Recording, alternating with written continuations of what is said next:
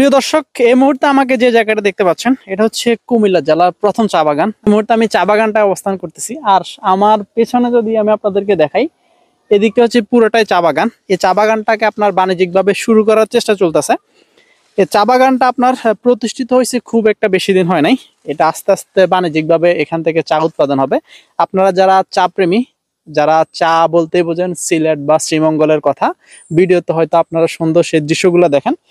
আমি আশা করতেছি যে আমাদের কুমিল্লার মধ্যে যে চা বাগানটা হচ্ছে, এই যে দেখেন, এগুলো হচ্ছে আপনার মূলত চা বাগান। এই চা বাগানগুলার এক একটা গাছ আপনার 15 থেকে 20 বছর পর্যন্ত ফলন দিতে সক্ষম। তো আমি আশা করতেছি যে কুমিল্লার এই চা বাগানটা আস্তে আস্তে প্রসিদ্ধ হবে, এটা অনেকটাই জনপ্রিয় হবে, আর এখান থেকে আপনার আস্তে আস্তে বাণিজ্যিক চাগুলো উৎপাদন হবে। সেই চা খেয়ে আমরা সতেজ হই, কুমিল্লা থেকে সেই চায়ের বাগান থেকে আপনাদের সবাইকে জানাচ্ছি স্বাগতম। আপনারা যারা চা প্রেমী আছেন তারা এই কুমিল্লার লালমাই পাহাড়ে আসলে সেই চা বাগানের সেই দৃশ্যগুলো দেখতে পাবেন।